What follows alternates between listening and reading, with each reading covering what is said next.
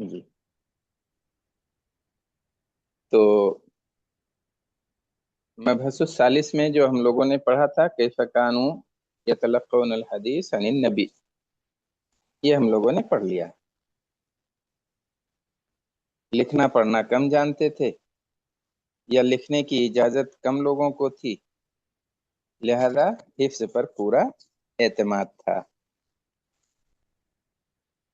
کبھی خود اپنی آنکھوں سے نبی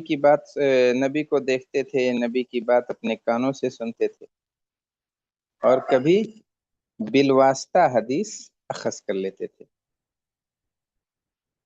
ایسے ہی نبی صلی اللہ علیہ وسلم کی مجلسوں میں جب شرکت سب کی ایک جیسی نہیں رہتی تھی تو ان کی مرویات میں بھی یکسانیت نہیں تھی، کچھ مقل تھے اور کچھ مکثر تھے، اور اسی طرح سے حدیث کے فہم اور درایت میں بھی فرق تھا، ان میں سب ایک درجے کے نہیں تھے۔ آج کا جو نقطہ ہے ہمارا اثر النساء فی نشر الحدیث، تو اثر النساء فی نشر الحدیث، عورتوں کا حصہ، ان کا اثر، ان کا رول نشر حدیث میں یعنی حدیث کو عام کرنے میں، یہ نقطہ آج ہم پڑھیں گے۔ لم تکن مجالسہ صلی اللہ علیہ وسلم قاصرۃ علی الرجال، نبی صلی اللہ علیہ وسلم کی مجلسیں مردوں کے ساتھ خاص نہیں تھیں، مردوں ہی تک محدود نہیں تھیں۔ قاصرہ علی الرجال یعنی مردوں تک ہی محدود نہیں تھیں، بل کان کثیر من النساء یحضرن المسجد ایضا، بلکہ بہت سی عورتیں بھی مسجد میں حاضر ہوتی تھیں۔ المسجدہ سے مراد مسجد نبی ہے، المسجد النبوی۔ تو آپ کی مجلسیں، علمی مجلسیں مردوں ہی تک محدود نہیں تھیں، بلکہ بہت سی عورتیں بھی یحضرن المسجد مسجد میں حاضر ہوتی تھیں، نماز کے لیے اور دروس کے لیے۔ وَيَسْتَمِعْنَ إِلَى حَدِيثِهِ الشَّرِيفِ، اور وہ سنتی تھیں، استماع کرنا یعنی بغور سننا، سمع یعنی سننا اور استماع یعنی پوری توجہ سے سننا، تو آپ کی حدیث شریف کو بغور سنتی تھیں۔ وفی الاحتفالات العامہ، اور عام اجتماعات میں، احتفال مجلس محفل کوئی پروگرام، تو عام پروگراموں عام اجتماعات میں بھی آتی تھیں، جیسے کل احتفال بصلاۃ العید، جیسے صلاۃ عید کے پروگرام میں، اس کی خوشی میں، اس کے جشن میں۔ کننا یخرجن جمیعا الی المصلی، سب کے سب نکلتی تھیں مصلی کی طرف یعنی عیدگاہ کی طرف جاتی تھیں، یہاں تک کہ جو جا نہیں سکتی تھیں، جن کے لیے نماز پڑھنا جائز نہیں ہے، وہ بھی جاتی تھیں، کیونکہ نبی صلی اللہ علیہ وسلم کی تاکید تھی۔ وہ نماز نہیں پڑھیں گی، کم سے کم مسلمانوں کی دعاؤں میں شریک رہیں گی، مسلمانوں کی خوشیوں اور ان کے جشن میں شامل رہیں گی۔ تو کننا یخرجن جمیعا الی المصلی، سب کے سب مصلی کی طرف، عیدگاہ کی طرف جاتی تھیں، لاستماع الموعظۃ النبویہ، نبی صلی اللہ علیہ وسلم کے وعظ کو بغور سننے کے لیے۔ وکان النبی صلی اللہ علیہ وسلم بعد ان یلقی خطبۃ العید فی الصفوف الامامیہ للرجال، اور نبی صلی اللہ علیہ وسلم عید کا خطبہ دینے کے بعد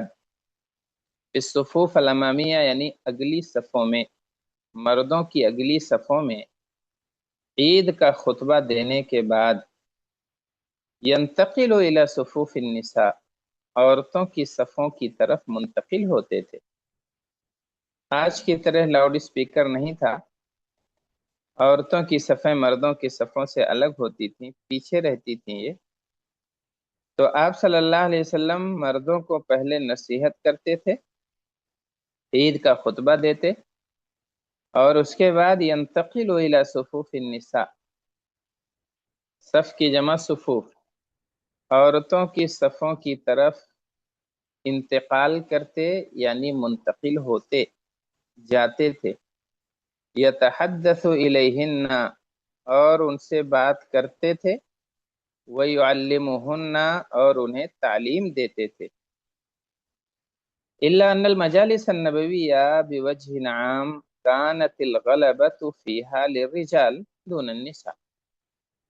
مگر ہاں نبی صلی اللہ علیہ وسلم کی مجلسیں بِوَجْهٍ عام، عام شکل میں، كانت الغلبة فيها للرجال، مردوں کا ان میں غلبہ ہوتا تھا، مرد زیادہ ہوتے تھے، دون النساء، عورتوں کے مقابلے میں۔ لذلك جاء وفد النساء الى رسول اللہ صلی اللہ علیہ وسلم، اسی لیے عورتوں کی ایک جماعت آئی، عورتوں کا ایک وفد آیا رسول صلی اللہ علیہ وسلم سے مطالبہ لے کر، مطالبہ کرنے۔ ایک وفد عورتوں کا آیا اللہ کے رسول کے پاس، وطلبنا الیہ، اور آپ سے مطالبہ کیا کہ ان یجعل لہن یوما، کہ ان کے لیے بھی ایک دن طے کر دیں، یعلمہن فی، جن میں انہیں تعلیم دیں، انہیں سکھائیں۔ فکان النبی صلی اللہ علیہ وسلم یجیبہن الی ذلک، اور نبی صلی اللہ علیہ وسلم نے ان کے اس مطالبے کا جواب بھی دیا۔ آپ نے کہا ٹھیک ہے، تمہارا بھی حق ہے، اور تمہارے لیے بھی ایک دن خاص کریں گے اور تمہیں نصیحت کریں گے۔ علی ان هذه الدروس كلها من عامة وخاصة لم تكن قائمة بحوائج النساء الدینیہ، علی ان هذه الدروس، مگر یہ دروس، وعظ و نصیحت کی یہ مجلسیں، سب کے سب، عمومی اور خصوصی، لم تکن قائمة بحوائج الناس الدینیہ، یہ عورتوں کی تمام دینی ضروریات کو پوری نہیں کرتی تھی۔ لم تکن قائمہ بحوائج، یہ پوری نہیں کر پاتی تھیں عورتوں کی تمام دینی ضروریات۔ فکثیرا ما كانت تتجدد لهن شؤون لا سیما وهن حدیثات عہد بالاسلام، تو فکثیرا ما كانت تتجدد لهن شؤون، تو ان کے لیے بہت سے نئے نئے معاملات آتے تھے، تتجدد، نئی نئی چیزیں پیش آنا، تتجدد لہن شؤون، ان کے لیے نئے نئے معاملات، نئے نئے مسائل آتے تھے، لا سیما، بطور خاص، وہن حدیثات عہد بالاسلام، بطور خاص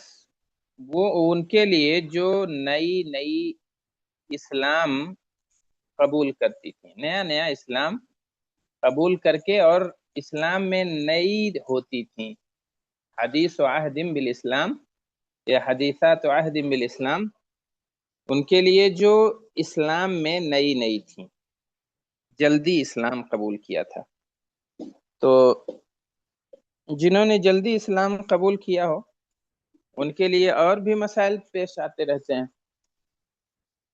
چھوٹے چھوٹے معاملات میں جانکاری نہیں ہوتی ہے تو دقت ہو جاتی ہے، کسی سے پوچھنا پڑتا تھا۔ تو اب جو ہے ایسی صورت میں وہن حدیثات عہد بالاسلام فکانت المرأة تقصد رسول اللہ، تو خاتون یا عورت رسول کا قصد کرتی، فیما یعرض لها من امر دینها، اس معاملے میں جو ان کے لیے پیش آتا تھا دینی معاملہ، من امر دینها، ان کا دینی معاملہ یعرض لہا جو انہیں پیش آتا تھا، اس میں رسول کا قصد کرتی تھیں، رسول سے سوال کرتی تھیں۔ ولا تستحی، شرماتی نہیں تھیں، ان تسألہ لعلمها، اچھا ان تسألہ، ولا تستحی ان تسألہ، اور آپ سے پوچھنے میں شرماتی نہیں تھیں، شرم نہیں آتی تھی، شرماتی نہیں تھیں کہ آپ سے سوال کریں، یعنی آپ سے پوچھنے میں شرماتی نہیں تھی۔ کیوں؟ لعلمها انه لا حیاء فی التعلیم، یہ جاننے کی وجہ سے کہ تعلیم میں کوئی حیا نہیں ہے، جو تعلیم میں حیا کرے، جو پوچھنے سے شرمائے تو وہ سیکھ نہیں پائے گا، اور یہ بات انہیں معلوم تھی کہ لا حیاء فی التعلیم، فی التعلم، تعلم یعنی سیکھنے میں کوئی حیا نہیں ہے۔ وربما قدمت بین یدی سؤالها قولها، اور بسا اوقات وہ اپنے سوال سے پہلے یہ بات پیش کر دیتی تھی، اللہ کے رسول صلی اللہ علیہ وسلم سے یہ بات کہہ بھی دیتی تھیں کہ یا رسول اللہ ان اللہ لا یستحی من الحق، کہ آپ چونکیے گا نہیں، اس لیے کہ اللہ تعالی شرماتا نہیں ہے حق بات سے۔ تو سوال کچھ ایسا بھی ہو سکتا ہے جس میں حیا آ سکتی ہے، لیکن کوئی مسئلہ نہیں ہے، اللہ تعالی حق بات سے شرماتا نہیں ہے۔ ثم تذکر حاجتها فتقول،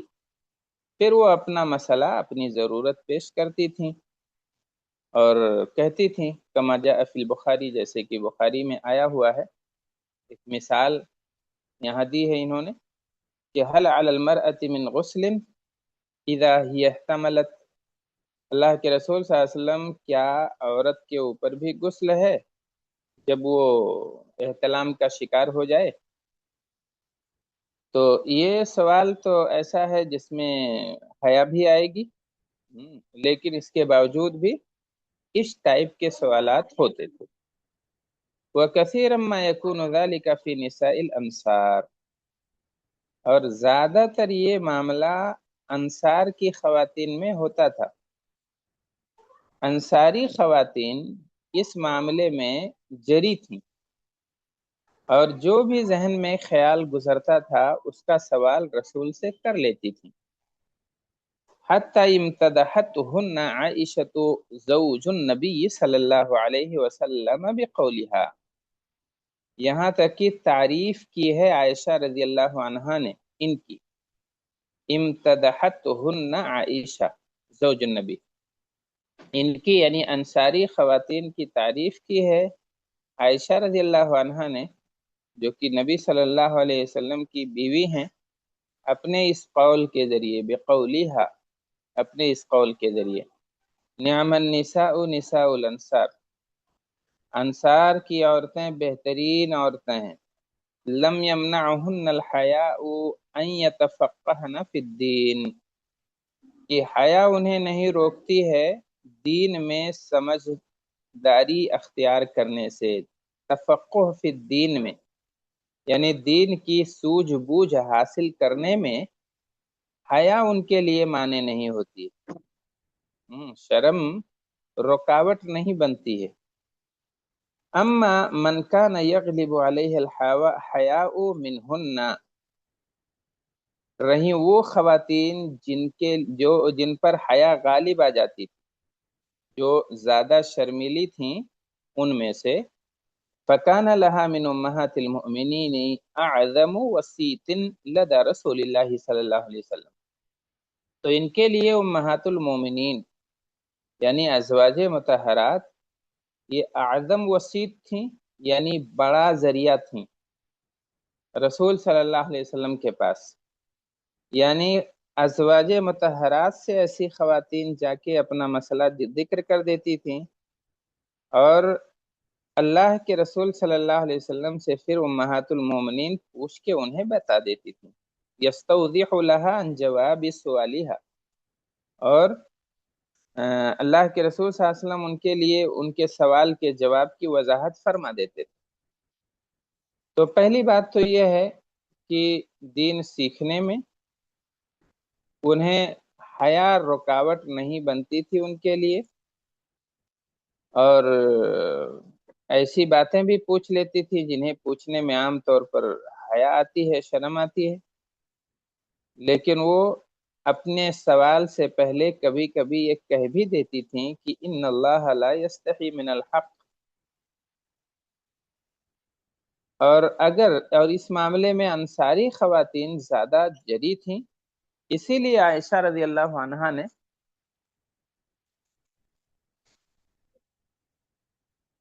इस पे अलमारी के ऊपर इसीलिए आयशा रजी अल्लाह अन्हा ने अंसारी खवातीन की तारीफ बयान की और कहती हैं कि ये बेहतरीन खातून हैं, इन्हें हया इनके लिए हया माने और रुकावट नहीं होती है तफक्कुह फिद्दीन में। लेकिन जो ज्यादा शर्मीली होती थीं उनके लिए रसूल पाक सल्लल्लाहु अलैहि वसल्लम की बीवियों से पूछना आसान था, उनसे जिक्र कर देती थीं और वो अल्लाह के रसूल सल्लल्लाहु अलैहि वसल्लम से इस बारे में इस्तिफसार कर लेती थीं। अब आगे वाला जो नुक्ता है, उम्महातुल मोमिनीन युबल्लिगनल हदीस अन रसूलिल्लाहि सल्लल्लाहु अलैहि वसल्लम। उम्महातुल मोमिनीन, मोमिनों की माएँ, नबी सल्लल्लाहु अलैहि वसल्लम की बीवियां, युबल्लिगनल हदीस अन रसूलिल्लाह, हदीस पहुंचाती थीं अल्लाह के रसूल से। ये बहुत बड़ा जरिया थी नबी पाक सल्लल्लाहु अलैहि वसल्लम की बातों को आम करने और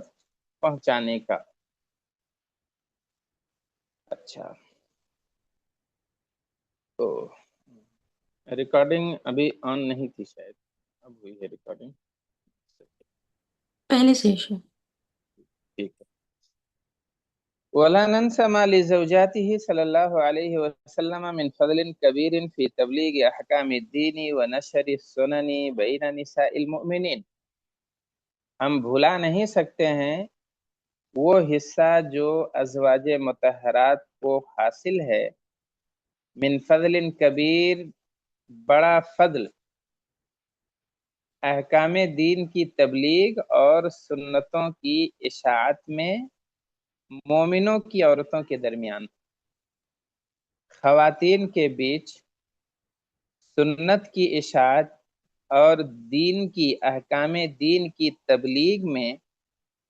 जो फजल कबीर हासिल है अज़वाज मुतहरात को, उसे भुलाया नहीं जा सकता है। वला नंसा, हम भूल ही नहीं सकते हैं जो बड़ा फजल हासिल है अज़वाज मुतहरात को अहकाम दीन की तबलीग में और सुन्नतों की नशर व इशाअत में, बैन निसाइल मोमिनीन, मोमिनों की औरतों के दरमियान। ला सियमा मा कान मिन आइशा रज़ियल्लाहु अन्हा, बतौर खास जो फजल हासिल है आयशा रज़ियल्लाहु अन्हा को,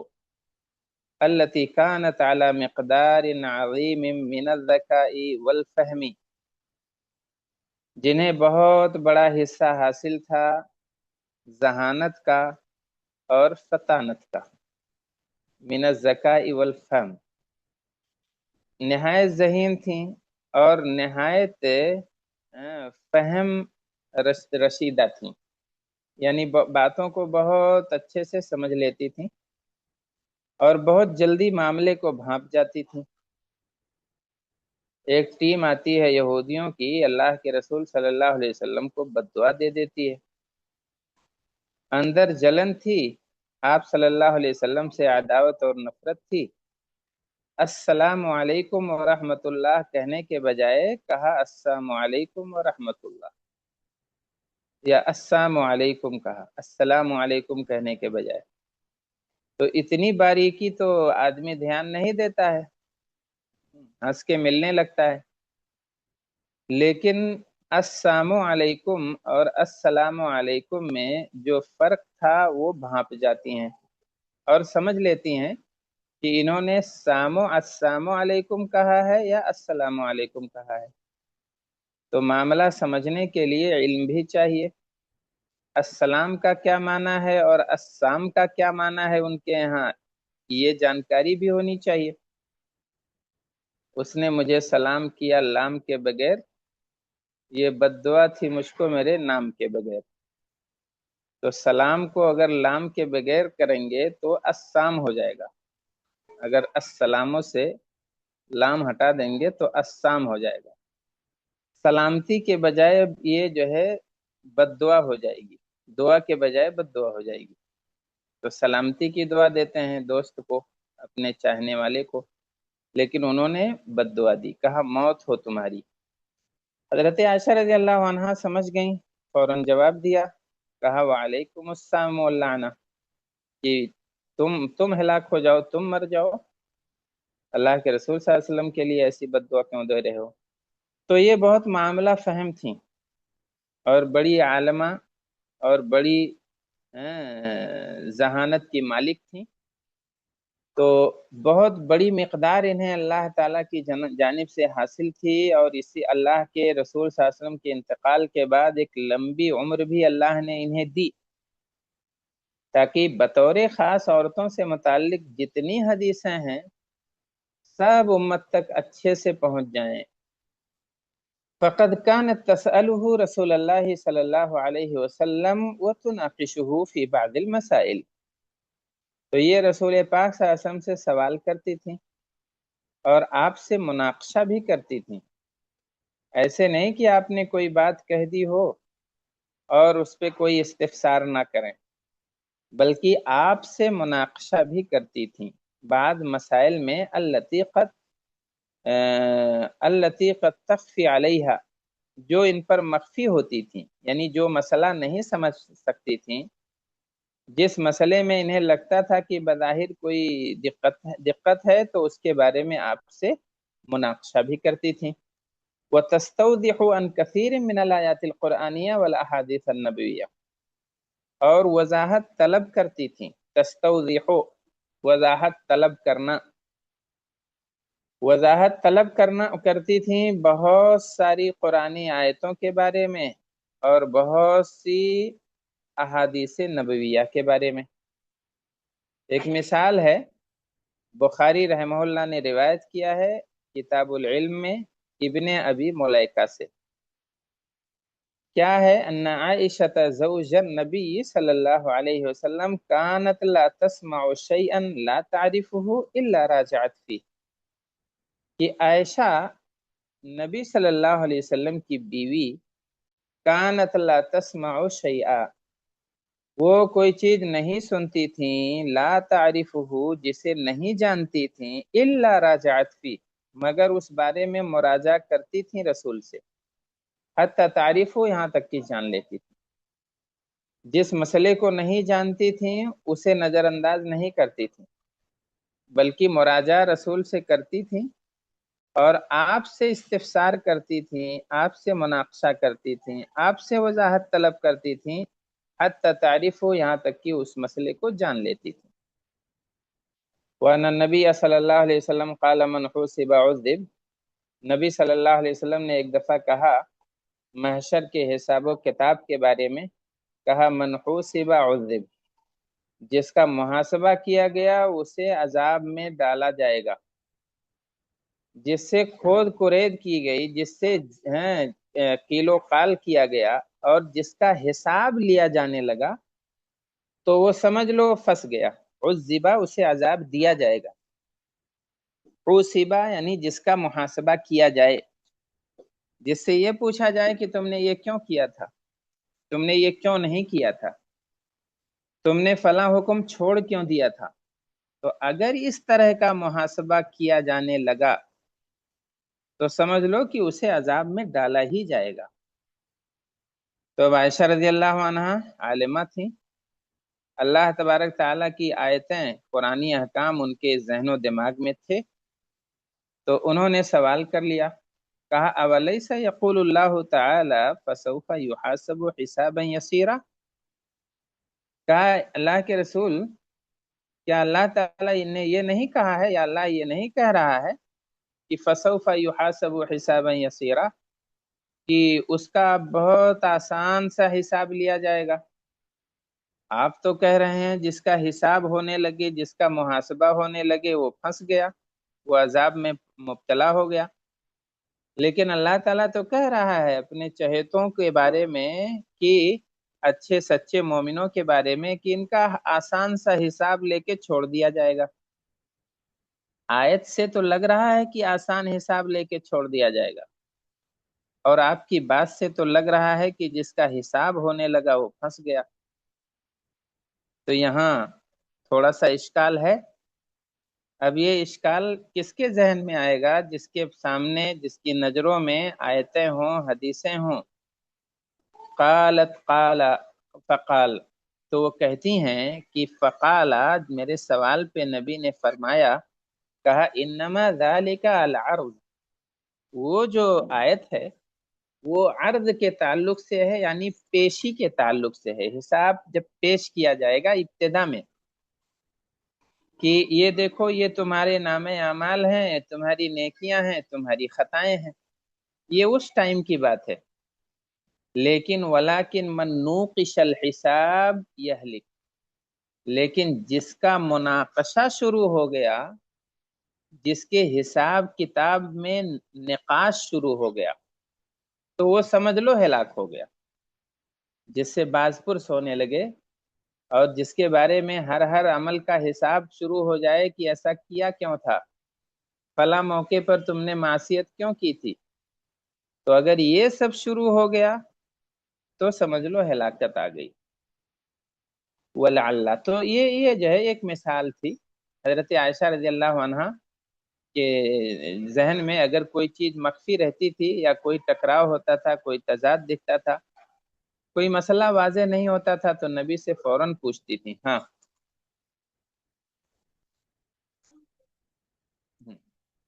ولعل من الحکم التي لأجلها اباح الله لنبيه صلی اللہ علیہ وسلم الزواج باکثر من اربع، اور شاید انہی حکمتوں میں سے ایک حکمت یہ بھی ہے جن کے لیے اللہ نے اپنے نبی کو اجازت دی تھی شادی کرنے کی باکثر من اربع، 4 سے زیادہ کی۔ شاید یہی حکمت تھی، ایک حکمت یہ بھی تھی، حکمتیں اور بھی ہیں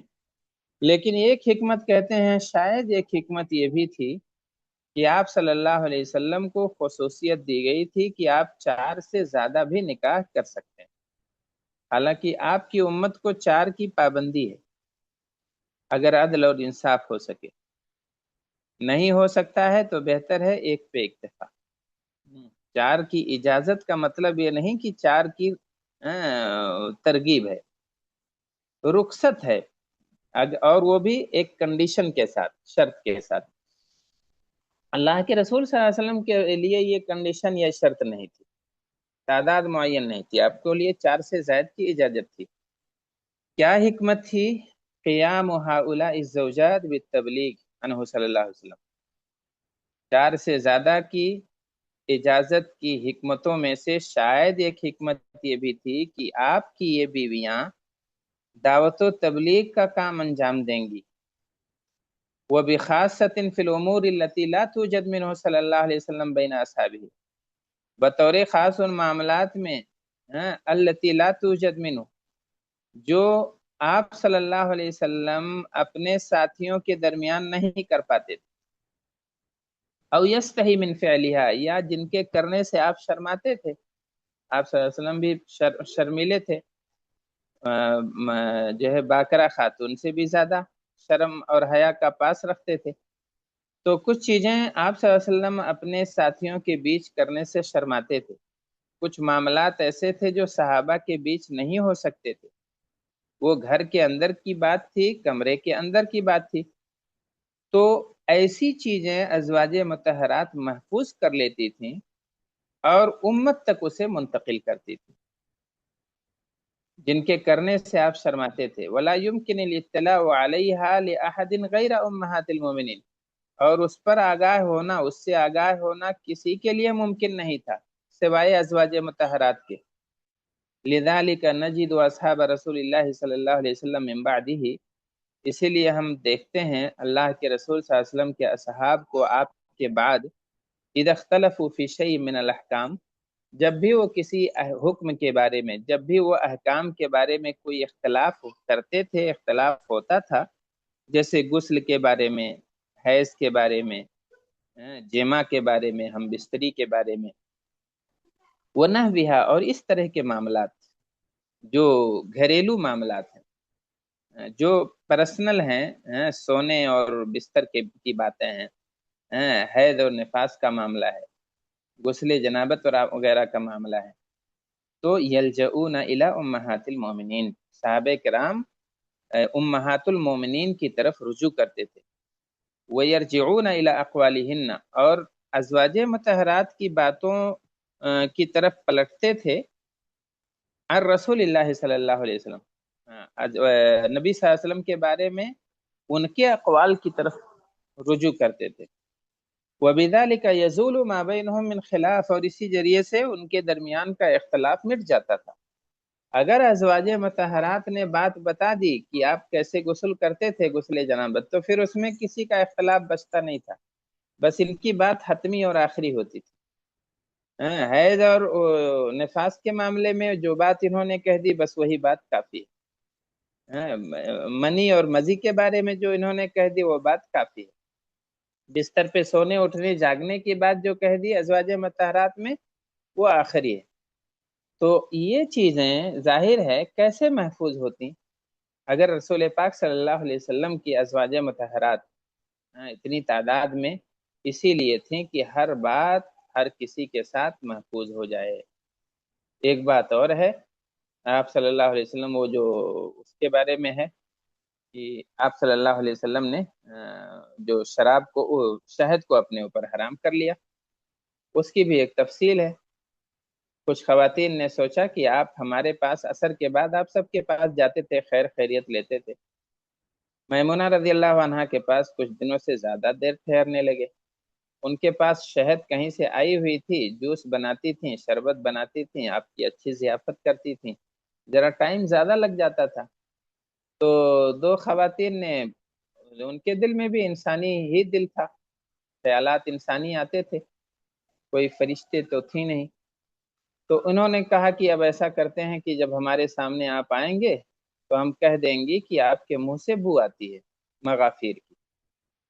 تو یہ تو نبی صلی اللہ علیہ وسلم کے لیے بہت بڑی بات تھی، آپ تو سراپا خوشبو تھے، لیکن اگر بدبو کی بات آ گئی تو آپ کو جب یہ بات کہی گئی تو آپ نے کہا اچھا، میں نے میمونہ کے ہاں شہد پی تھی اور شاید وہی بو ہے، لہذا اب آج کے بعد سے میں شہد نہیں پیوں گا۔ تو یہ چیز بھی محفوظ ہو گئی، جو ان کی جو چپکلی چھوٹی موٹی رنجشیں، معمولی معمولی باتیں، ان کے رہنے سہنے میں جو معاملات پیش آتے تھے، سب محفوظ ہو گئے امت کے لیے، تاکہ قیامت تک کے لیے یہ چیز ہمارے لیے آئیڈیل اور نمونہ بن جائے۔ اب اس کے بعد دیکھیے، ھذا ولا ریب فی ان نساءہ صلی اللہ علیہ وسلم کن علی جانب عظیم من العلم، یہ بات ہے اور اس میں کوئی شک نہیں ہے کہ آپ صلی اللہ علیہ وسلم کی بیویوں کو اللہ نے بہت بڑا علم دیا تھا۔ فقد امرہن اللہ بالاستقرار فی بیوتہن، اللہ نے انہیں حکم دیا تھا اپنے گھروں میں لازم پکڑنے کو، اپنے گھروں میں ٹھہرے رہنے کو، وہ مدارست القرآن والسنہ، اور قرآن و سنت کے پڑھتے رہنے کو۔ فرمایا وقرن فی بیوتکن ولا تبرجن تبرج الجاہلیۃ الاولی، اپنے گھروں میں قرار پکڑے رہو، اپنے گھروں کو لازم پکڑے رہو، ولا تبرجن تبرج الجاہلیۃ الاولی، اور تم جو ہے بے پردگی مت اختیار کرو جاہلیت کی بے پردگی کی طرف، یہاں تک کہ یہ قول ہے وَاذْكُرْنَ مَا يُتْلَى فِي بُيُوتِكُنَّ مِنْ آیَاتِ اللَّهِ وَالْحِکْمَةِ، اور یاد رکھو جس کی تلاوت کی جاتی ہے تمہارے گھروں میں اللہ تعالیٰ کی آیتیں اور حکمت، آیت سے آیت اللہ سے قرآن اور حکمت سے نبی کا فرمان مراد ہے، تو قرآن و سنت کے مدارسے کا انہیں حکم بھی دیا گیا تھا۔ لذا کان لامہات المؤمنین اثر فعال، اسی وجہ سے امہات مومنین کے لیے، امہات مومنین کا بڑا رول تھا، اثر فعال، بڑا رول تھا فی نشر السنہ، سنت کی نشر و اشاعت میں، ولولاہن لذاعت حدیث و احکام ما کننا لنطلع علیہا من غیرہن، اگر یہ نہیں ہوتی، ولولاہن، اگر یہ نہیں ہوتی تو لذاعت احادیث، بہت سی حدیثیں ضائع ہو جاتی، بہت سے احکام ضائع ہو جاتے، ما کننا لنطلع علیہا، جس پر ہم باخبر نہیں ہو پاتے، من غیرہن، ان کے علاوہ، یعنی ازواج مطہرات کے علاوہ، بطور خاص الافعال التي تقع بین النساء وازواجہ، بطور خاص وہ کام جو نبی اور نبی کے بیویوں کے درمیان ہوتے تھے، مما لا يمكن لأحد ان الاطلاع علیہا، جس پر کسی اور کے لیے اطلاع باخبر ہونا ممکن نہیں تھا، والوقوف علی احکامها، اور ان احکام کے جاننے کا کسی اور کے لیے امکان نہیں تھا۔ تو اس میں اس نقطے میں امہات المومنین یبلغن الحدیث عن رسول اللہ میں ہم نے یہ جانا کہ ازواج مطہرات کا احکام دین کو پھیلانے میں سنت کی نشر و ہاں سنت کی نشر و اشاعت میں بہت بڑا رول رہا ہے، بطور خاص حضرت عائشہ رضی اللہ عنہا کا، جنہیں اللہ نے بلا کی ذہانت دی تھی اور بہت ہی زیادہ علم دیا تھا، نبی صلی اللہ علیہ وسلم کے ساتھ رہتی تھیں، آپ سے استفسار کرتی تھیں، آپ سے مناقشہ کرتی تھیں، جو نہیں سمجھ میں آتا تھا اس کے بارے میں آپ سے رجوع کرتی تھیں۔ ایک دفعہ جب آپ نے کہا منحوسب عذب، تو انہوں نے کہا کہ کیا اللہ کے رسول، کیا اللہ نے یہ نہیں فرمایا ہے کہ حساب ان کا بڑا آسان ہوگا؟ تب آپ نے فرمایا کہا نہیں، یہ تو وہ عام پیشی کی بات ہے، لیکن اگر مناقشہ کسی کا شروع ہو گیا تو سمجھ لو وہ برباد ہو گیا۔ یہی حکمت تھی شاید، بلکہ یقیناً، کہ بیویوں کے لیے کوئی تعداد اللہ نے آپ نے متعین نہیں فرمائی تھی، 4 سے زیادہ کی اجازت آپ کو تھی، تاکہ یہ دعوت و تبلیغ کا کام انجام دے سکیں، اور وہ احکام، وہ کام اور وہ معاملات جو بند کمرے کے ہیں، جو عورتوں سے متعلق ہیں، وہ بھی امت تک صحیح شکل میں پہنچ سکیں۔ تو اسی لیے اللہ تبارک تعالیٰ نے اللہ کے رسول صلی اللہ علیہ وسلم کی بیویوں کو حکم یہ دیا تھا کہ چراغ کھانا ہو، گھر کی زینت ہو، تو گھر کو لازم پکڑو اور وہاں قرآن اور حدیث کا مدارسہ کرتی رہو، اسے پڑھتی رہو زیادہ سے زیادہ، تاکہ کوئی چیز ضائع نہ ہونے پائے جو نبی نے تمہارے ساتھ کیا ہے، تم سے کہا ہے، اور کوئی حکم امت سے مخفی نہ رہنے پائے۔ تو اسی پر اکتفا کرتے ہیں، اب انشاءاللہ تھوڑا سا کام ہے، اگلا جو ہے مبحث رابع اس کا بچا ہوا ہے، البعوث والوفود واثرها فی انتشار الحدیث۔